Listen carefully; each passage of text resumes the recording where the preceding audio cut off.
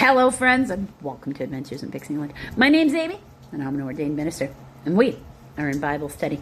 We are in the King James Version of the Bible. We are in Psalms book 3, and we are in Psalm 78, doing verses 32 through 55. We left off with God said no roadkill.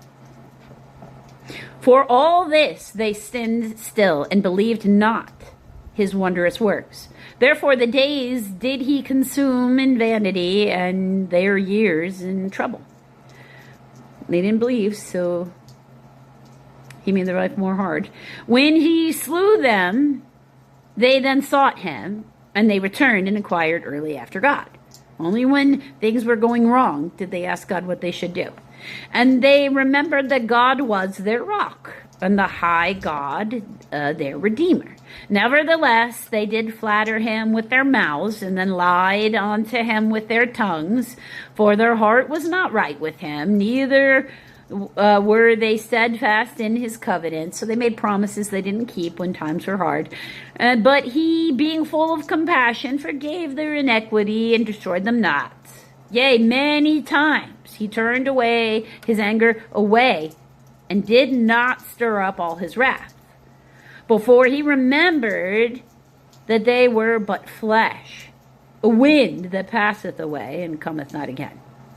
How oft did they provoke him in the wilderness, and grieve him in the desert? Yea, they turned back, and tempted God, and limited the Holy One of Israel. They remembered not his hands, nor the day he delivered them from the enemy, how he had wrought his signs in Egypt and his wonders in the field of Zoan. And they had turned their rivers into blood, and their floods that they could not drink. He sent divers sorts of flies among them, which devoured them, and frogs, which destroyed them.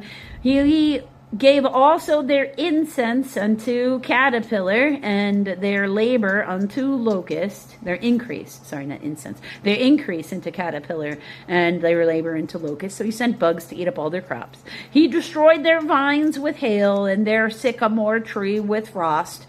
So he came at them with weather, and things they could not stop or control, that no one but God could do. He gave up their cattle also to the hail, and their flocks to hot thunderbolts. So he was literally killing off their livestock, sometimes hitting them with lightning. He cast upon them the fierceness of his anger, wrath, and indignation, and trouble, by sending evil angels among them. He had demons hunt them down and come for them. He made a way to his anger. He spared not their souls from death, and gave their life over to the pestilence. Whew. So we get a lot of bugs. Something's wrong. And smote all the firstborn in Egypt, the chief of their strength, in the tabernacles of Ham. Ham being them acknowledging that the Egyptians are a sort of cousin to the Jewish people. And then, remember that Solomon is a direct descendant of Pharaoh at the time, because that's, Solomon's children, I should say, are a direct descendant of Pharaoh, because he married Pharaoh's daughter. That's who Rehoboam was from. Rehoboam was half Egyptian. But made his own people to go forth like sheep, and guided them in the wilderness like a flock. Now, you'll know in the Mosaic law that, all the land is supposed to stay within. Has to stay within the male line, and none of it can be given out to any other country, because that's how that works in their marriage ways. And he led them on safely, so that they feared not. But the sea overwhelmed their enemies. I mean, it's not that women couldn't own property. They could. But they had to marry into their father's line, into someone in that tribe, at least. So that means that you could not be in the tribe of Dan and inherit land in the tribe of Benjamin or Judah. Okay.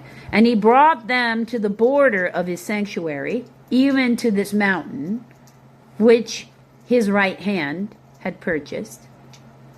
And Abraham did purchase land with a cave. He cast out the heathen, sorry for the term, also before them, and divided them an inheritance by line, and made the tribes of Israel to dwell in their tents. So he determined where he was going to put them, and even gave them a land for them to dwell in, because their ancestor did buy that cave. I hope you'll join me tomorrow, friends, when we will complete Psalm 78. Until then.